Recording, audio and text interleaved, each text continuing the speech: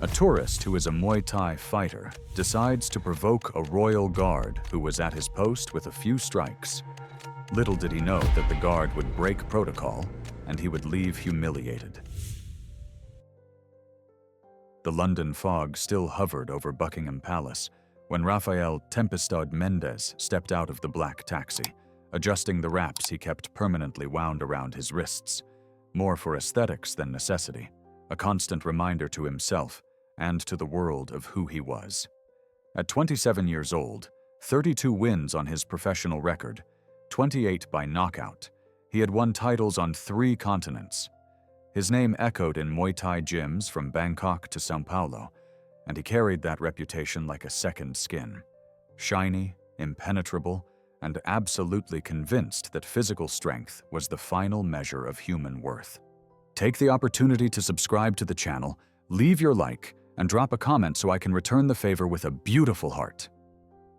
Beside him, his manager Rodrigo checked his phone nervously, already anticipating the next appointment in the relentless schedule that governed their lives. Rafa, we have a meeting with the BBC in 90 minutes. Quick photo and we go, okay?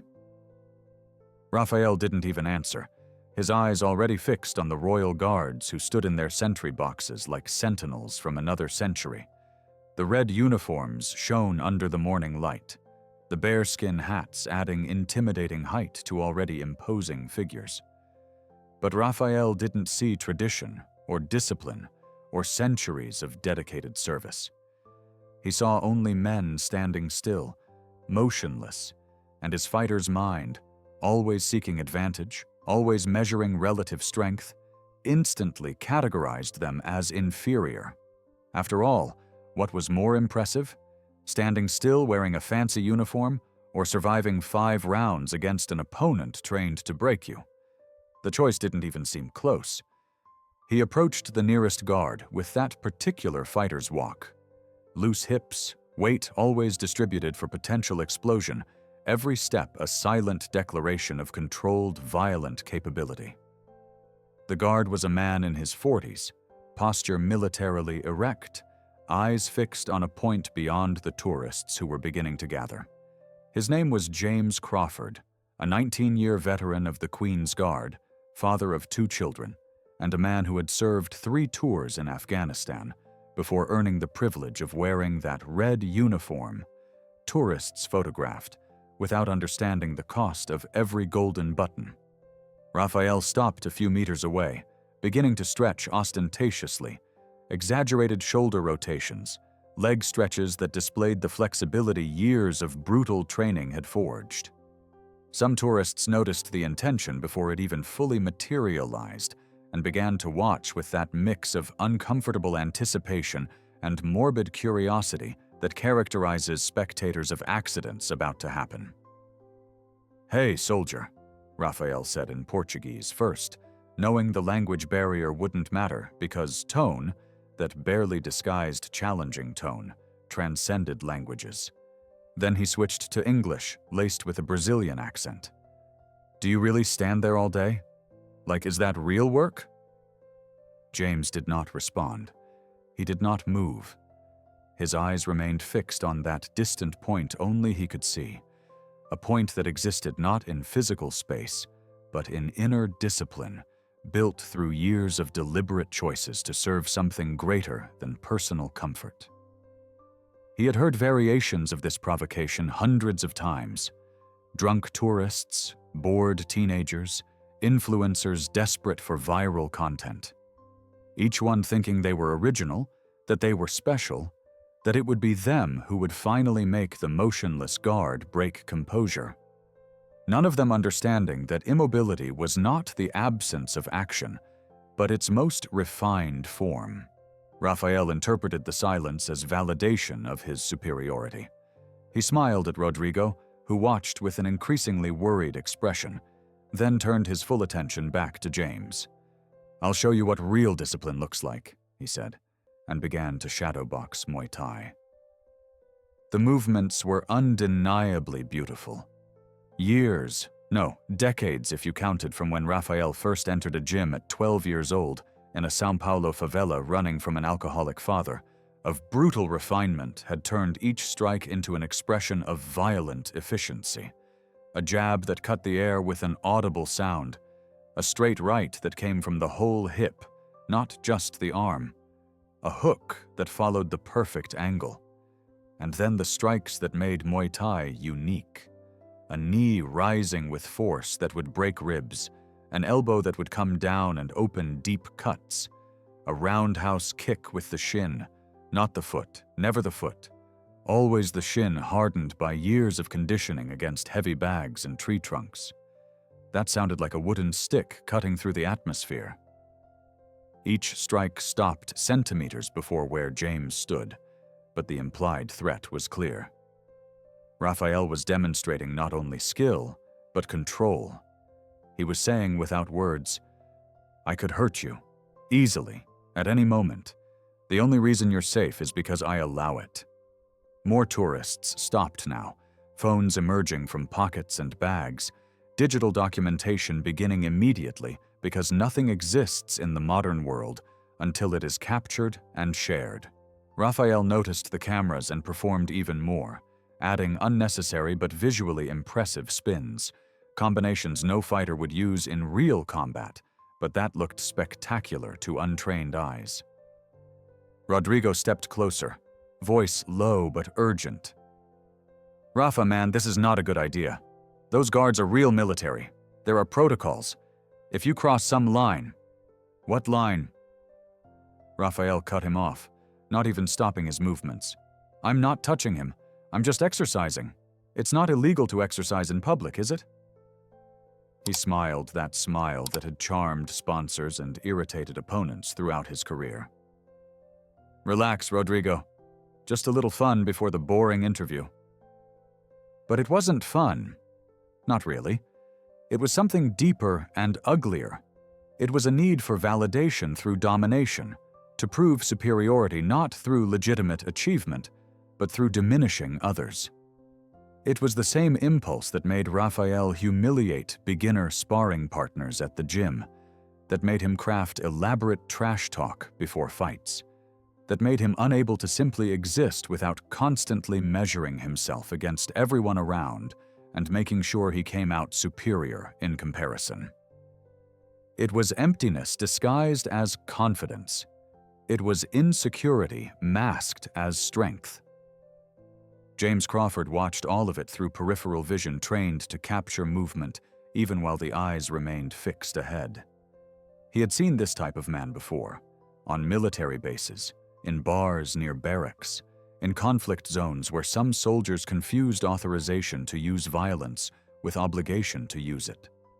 Men who measured their own worth entirely by their capacity to physically dominate others. Men who had never learned that true strength sometimes meant choosing not to display it. He briefly thought of his youngest son, Daniel, who was 7 years old and fascinated by his father's uniform. "Dad is a superhero?" Daniel had asked the previous week.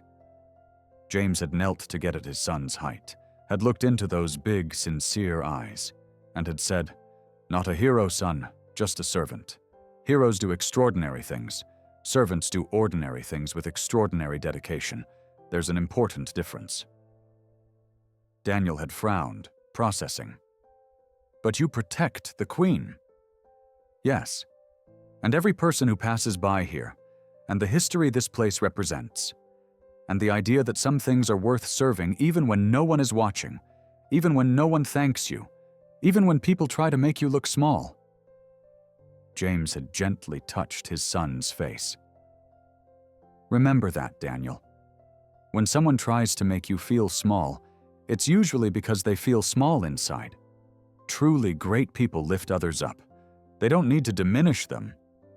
Now, standing there while the Brazilian fighter performed around him, James remembered those words, and he felt not anger, but deep sadness for a man who clearly had never learned that fundamental lesson.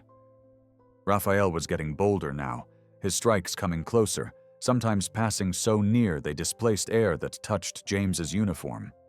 A low kick that stopped millimeters from the leg, a spinning elbow that rotated dangerously near the head, a front knee that rose and stopped centimeters from the chest, each movement technically impressive and fundamentally disrespectful. "Come on, man," Raphael taunted now, his voice getting louder, fueled by the attention of the growing crowd. "React, do something. Or are you really just a mannequin in a fancy uniform?"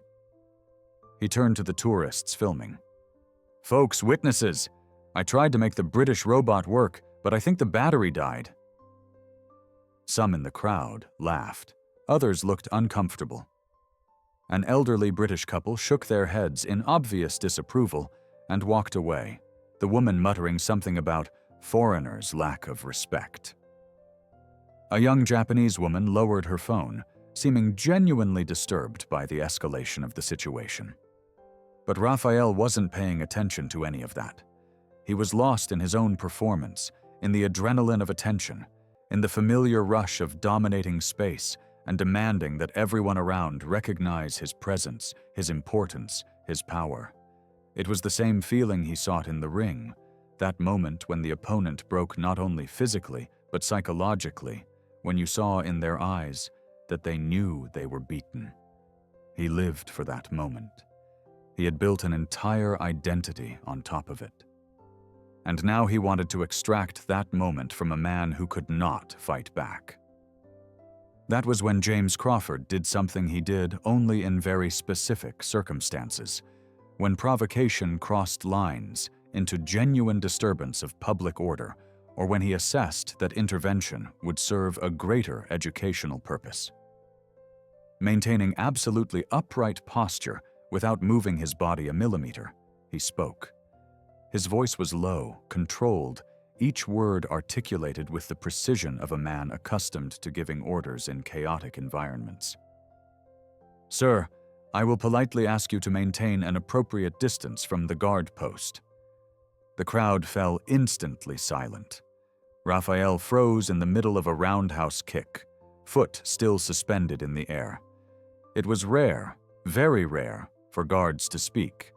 When they spoke, it carried the weight of breaking sacred protocol, and everyone instinctively recognized the gravity. Raphael lowered his foot slowly, genuine surprise crossing his face. You talk? Like, you're a real person?" "Yes, sir. I am a real person, a real soldier, with real responsibilities."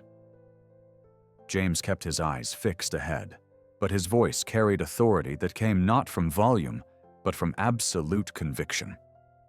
"And I will ask a second time that you maintain a respectful distance. This is your final warning." It should have ended there.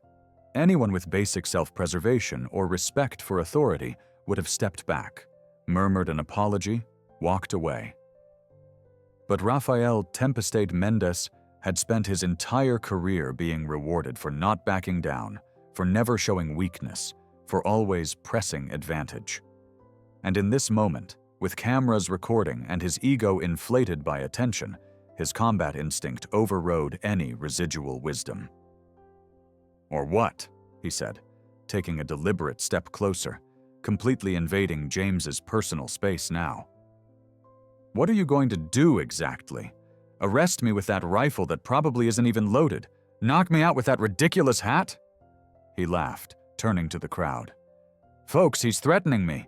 The wax figure is threatening me." What happened in the next 3 seconds was a demonstration of why the Queen's Guard is not a ceremonial position, but an elite military unit. Why the selection process is brutal. Why every man and woman who wears that red uniform is a soldier first and a symbol second. James Crawford did not move out of anger. He did not move out of wounded ego or damaged pride. He moved because the situation had escalated to the point where his authority and the order he represented were being fundamentally challenged in a way that required a response. And when he moved, it was with precision and control that came from 19 years of relentless discipline. He took a single powerful step forward, a movement so sudden and authoritative that Raphael stumbled backward, nearly falling. The rifle Raphael had mocked shifted into the position of port arms, with a speed that turned a ceremonial object into a very real reminder that it was a weapon first, a prop second. And James shouted, not with anger, but with absolute command refined in training fields and battlefields. "Maintain distance. You are interfering with a member of the Queen's Guard on active duty. This is a serious offense under British military law. Step back immediately, or you will be detained and escorted by the Metropolitan Police. Do you understand?" The sound echoed through the square like a gunshot. Pigeons exploded from their perches. Tourists 20 meters away jumped. Raphael froze completely, face suddenly pale, all that bravado draining away like water from an opened bathtub. But James was not finished. Maintaining perfect military posture, rifle now in a position that was simultaneously ceremonial and threatening, he continued in a voice that returned to normal volume, but lost none of its intensity.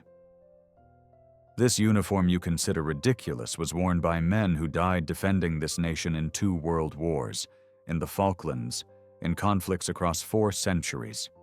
The hat you mock is made of Canadian bearskin in honor of the soldiers who fought and bled at the Battle of Waterloo in 1815. Every button you see has historical meaning. Every detail carries a weight of sacrifice." The crowd was absolutely silent now. Phones still recorded, but the atmosphere had completely transformed. This was no longer entertainment. It was education. It was witnessing a moment of profound moral revelation. James looked directly at Raphael for the first time, breaking protocol completely now because the situation required not rigid adherence to rules, but the application of judgment about when rules serve a greater purpose. "You are a fighter. That is evident in your movements. You demonstrated considerable technical skill, years of training, dedication to the craft. That deserves respect." Raphael blinked, not expecting recognition. But skill without wisdom is only refined violence. You can break bones, you can knock out opponents, you can win trophies and titles. But tell me, sir, have you learned when not to fight? Have you learned that a true warrior measures success not in victories, but in conflicts avoided? Have you learned that real strength sometimes means remaining absolutely motionless while people try to provoke you into an action that would be beneath your dignity? The words hung in the London morning air. Raphael opened his mouth, closed it again. Every answer that came to mind suddenly seemed inadequate, empty, exposed for what it was, ego rationalizations that had never been genuinely challenged. "I stand here," James continued, voice still controlled but carrying emotional weight now. "Not because I have no choice. I stand because I choose to. I choose to serve something greater than my own comfort. I choose to represent tradition and history and sacrifice of generations of soldiers who came before me. I choose to be a living symbol that some things, honor, duty, service, still have meaning in a world that often reduces everything to entertainment and clickbait." He paused, letting the words settle. "You came here to make me look foolish, to demonstrate your superiority, to feed your ego through humiliating a person who cannot fight back. And in doing that, sir, you revealed not your strength, but your fundamental weakness. Because a truly strong man does not need to diminish others to feel great. A truly disciplined man does not confuse the capacity for violence with the obligation to use it. A true warrior understands that sometimes the hardest battle is the one you choose not to fight." The silence that followed was so dense, Raphael could hear his own heart beating. He looked around at the crowd. He saw the faces, he saw the judgment, he saw that every person there had witnessed not his impressive performance, but his deep and deserved humiliation. He saw in the expression of an older woman something like pity. He saw in a young British couple something like disdain. He saw in Rodrigo something like shame by association. And for the first time in a very, very long time, Rafael Mendez felt something he rarely experienced: genuine shame. Not the performative shame of an athlete who loses a fight and needs to keep an image, but real, visceral shame, the kind that comes when you see yourself clearly through the eyes of others and do not like what you see at all. He began. His voice came out hoarse. He cleared his throat, tried again. I'm sorry. You are right. I was an idiot. Worse than an idiot, I was cruel and disrespectful and... He stopped, searching for words that could somehow fix what he had broken, knowing they didn't exist. I'm really sorry. James studied him for a long moment, then nodded once. Apology accepted, sir. But an apology is only words. The real question is, what will you do differently? How will you carry this lesson back to your life? Rafael had no answer. Not yet. He simply stood there, exposed and vulnerable in ways no opponent had ever managed to make him feel. James returned precisely to his original position, a movement so fluid and controlled it seemed choreographed, but it was simply the result of 1,000 repetitions until the action became natural. The rifle returned to the appropriate position. The posture re-established itself. The eyes fixed again on that distant point. To a casual observer, it was as if the entire interaction had never happened. But those who had witnessed it knew differently. They knew they had seen not only a guard doing his job, or a fighter being provocative, but a moment of deep truth being revealed. A moment when masks fell, and the fundamental reality about strength, dignity, and purpose stood naked. Rodrigo touched Rafael's arm gently. Let's go, man. We need to go. Rafael nodded mutely. He began to walk away, then stopped. He turned back toward James, who remained motionless but certainly aware. Rafael did not try to speak again. He knew any word would be inadequate. Instead, he did something instinctive, something Muay Thai training had carved into him, but that he rarely applied outside the context of the ring. He performed a Y, the Thai gesture of deep respect, hands together, head bowed. James did not visibly respond, but those paying attention saw the smallest movement, a micro nod, an acknowledgement so subtle it could have been imagined, but that spoke volumes about a soldier who saw a man beginning a journey of real understanding. The taxi cut through London traffic in thick silence. Rodrigo alternated between looking at his phone and looking at Rafael, unsure what to say, or whether he should say anything. Rafael leaned against the window, watching the city pass.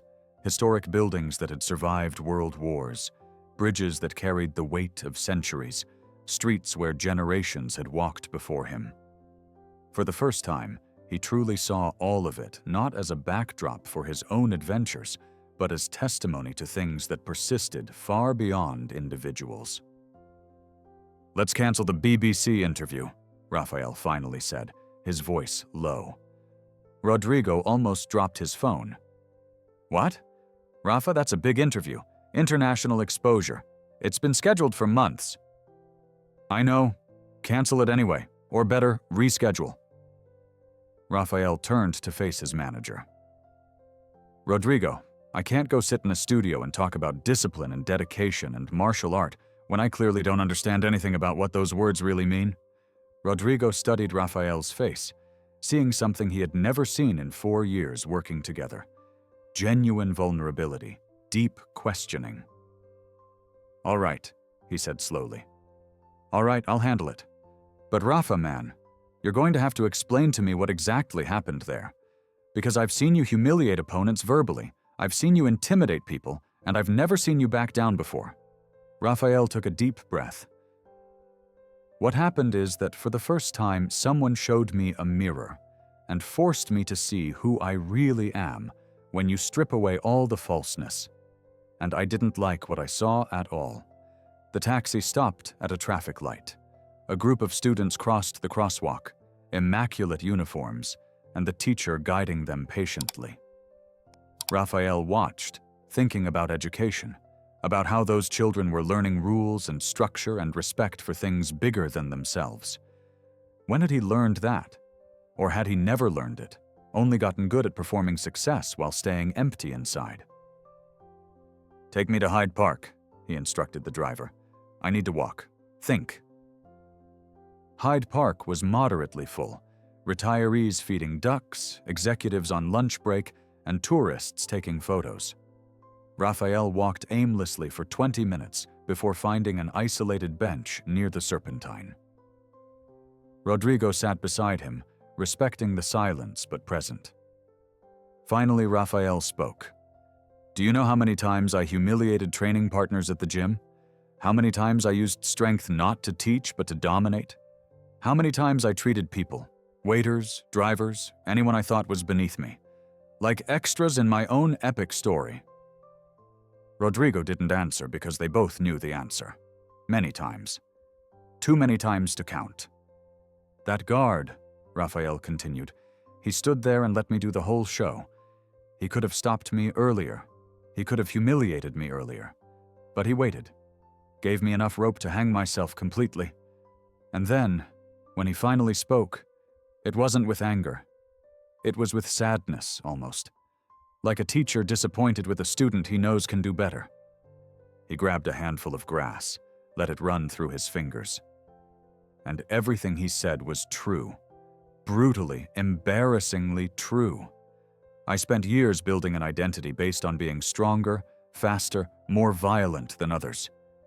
But real strength, real control, real purpose, I have none of that. A runner passed by, music leaking from his headphones, a mother pushing a baby stroller, two teenagers laughing about something on a phone. Ordinary life happening around them, indifferent to the existential crisis of a famous fighter.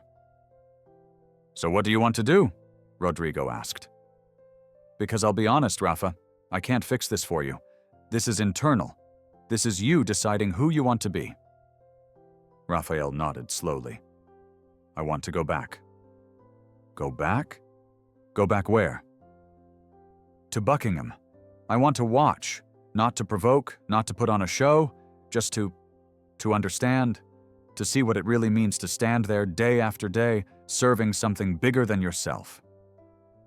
Rodrigo considered it. "You know it may not be the same guard, right? They rotate." "I know, but the point isn't about him specifically. It's about what he represents, what all of them represent."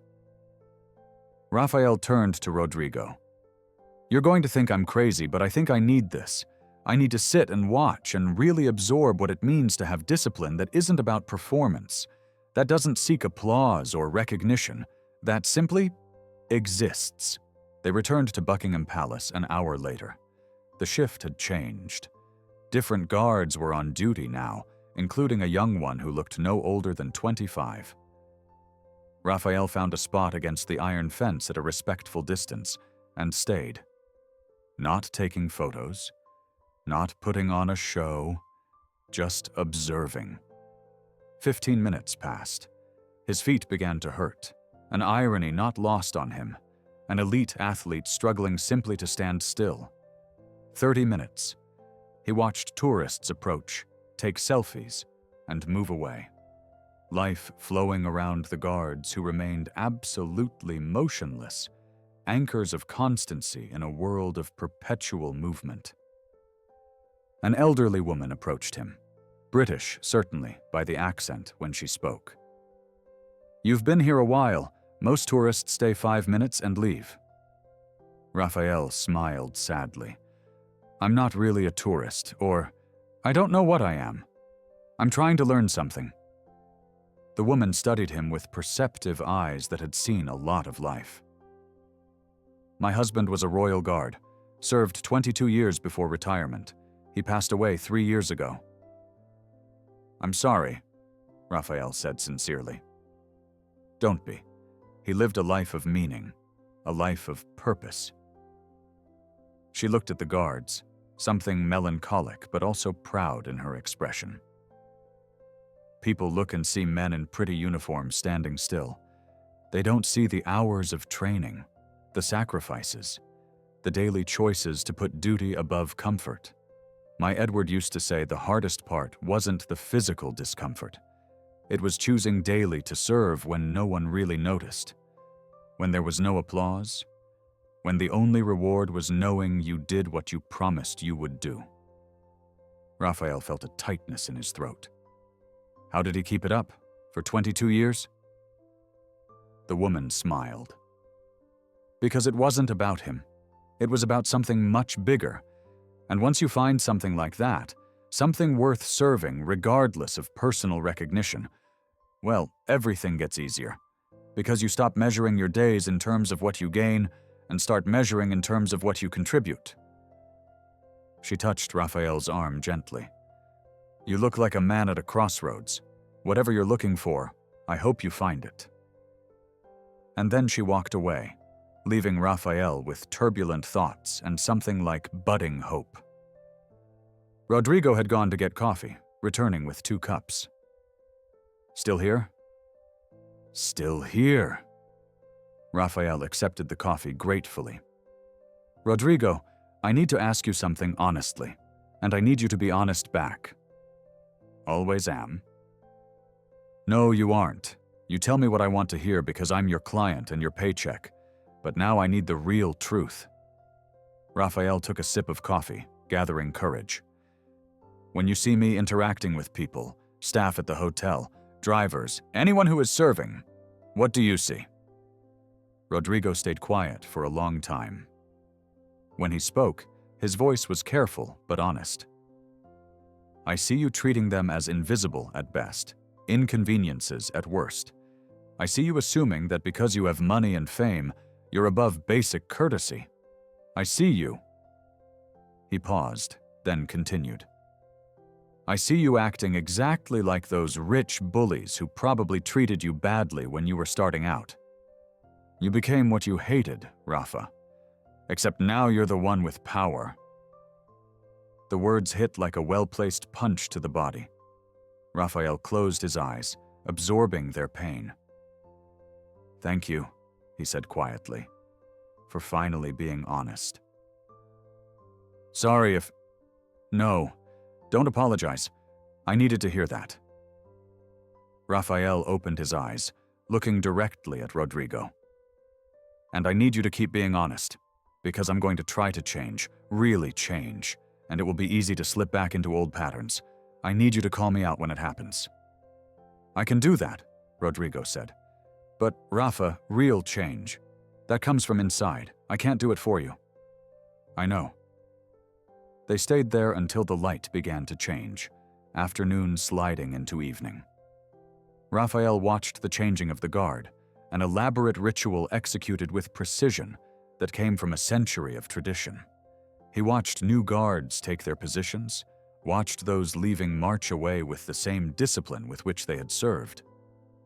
And he finally understood that what he was witnessing was not just ceremony. It was a living demonstration of a principle. That some things are worth doing perfectly even when no one is watching closely. That real discipline comes from consistent choices over time. That serving something bigger than yourself doesn't diminish you. It elevates you. When they finally left the palace for the second time that day, Raphael was different. Not completely transformed. Real change doesn't happen in an afternoon. But something had shifted. Something fundamental in how he saw strength, purpose, self-worth. In the taxi back to the hotel, he checked Instagram. A video of him shadowboxing near the guard had been posted by several tourists. Some comments were supportive. Haha, hilarious. Show them, champ. But many were critical. Disrespectful. Pathetic to seek attention like that. Expected more from a professional athlete. Raphael read them all. He forced himself to read, to absorb, to truly consider the criticism instead of simply dismissing it as haters. And he realized the critics were right. He had been disrespectful. Pathetic. Unworthy of the respect the uniform and the service deserved. He typed a reply, then deleted it. Typed another, deleted again. Finally, he settled on something simple and honest. Today I did something deeply disrespectful. I tried to humiliate a royal guard for my own entertainment. Instead, I received a lesson about true discipline and service. I can't undo what I did, but I can learn from it. And I am committed to doing exactly that. Sincere apologies to the guards and to everyone who witnessed my behavior. I hope to do better. He posted it before he could question himself. The comments started immediately, mixed, as expected. Some appreciating the accountability, others skeptical it was just public relations. He decided not to read more. He had said what he needed to say. The rest was just noise. That night, alone in the hotel room, while Rodrigo dealt with the fallout of canceled commitments, Rafael did something he hadn't done in years. He meditated. Not sophisticated meditation with apps or guided tracks. He just sat in silence, focused on his breathing, tried to quiet the endless chatter of the ego that normally dominated every waking moment.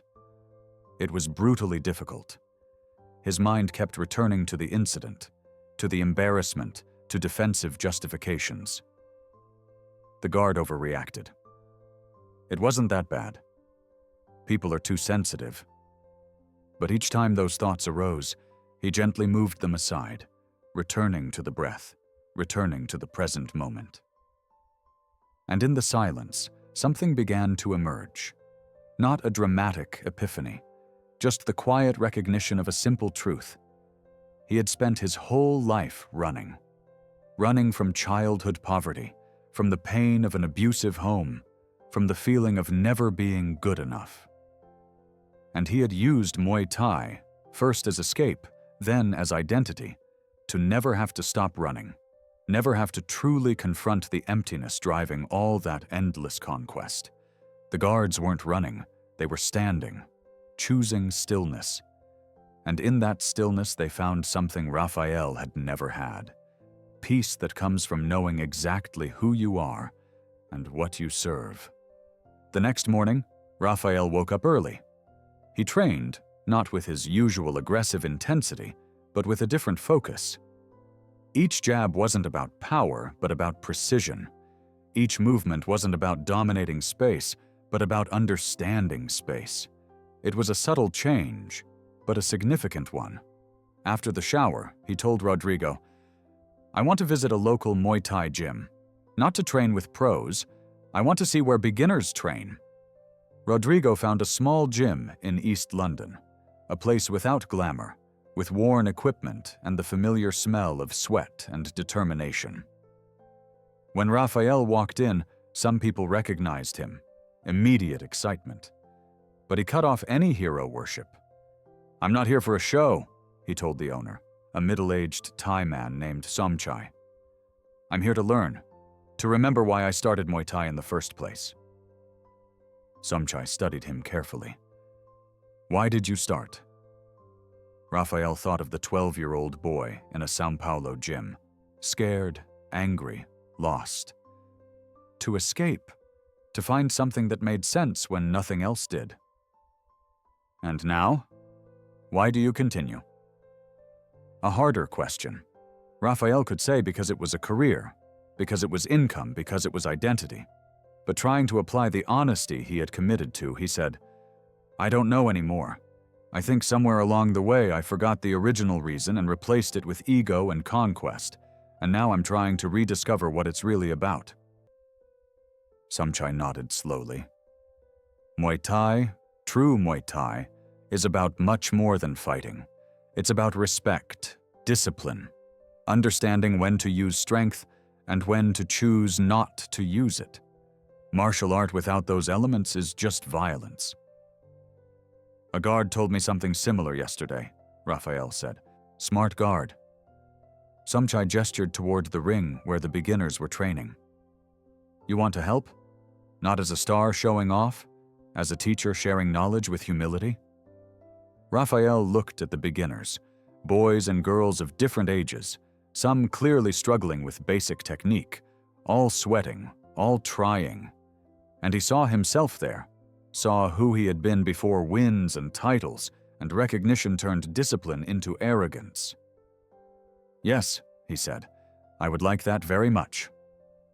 He spent the next 2 hours working with beginners, not showing off, not intimidating, but genuinely teaching, correcting posture gently, demonstrating technique slowly so they could follow, encouraging them when they got frustrated. And he discovered something surprising. It was more gratifying than any knockout he had ever achieved. Because it wasn't about him proving superiority. It was about helping others grow. A 15-year-old girl named Maya was struggling with a basic roundhouse kick. She kept losing her balance, getting frustrated with herself. Raphael knelt beside her. "Hey, breathe," he said gently. "You're trying too hard. Muay Thai isn't about brute force. It's about balance, timing, flow. Let me show you." He demonstrated slowly, breaking the movement into manageable steps. "See? It's not about how hard you kick. It's about using your whole body in harmony. Hips rotate first, then the leg follows. You plant and recover balance." Maya tried again, this time with more success. Her face lit up. "That's it," Raphael smiled. "Now you're getting it. Keep practicing. Don't rush. Quality over quantity always." When the session ended, Somchai approached him. "You were good with them. Patient, humble, different from how you fight in the videos I see online." Raphael considered that. "I'm trying to remember that Muay Thai gave me a lot. Maybe it's time to give back. Not just performing in rings, but genuinely passing it on." "That's the right mindset." Somchai paused, then said, "My master, the man who taught me when I was a boy in Thailand, he always said, a fighter becomes a master not when he wins 1,000 fights, but when he teaches 1,000 students to fight with honor. You,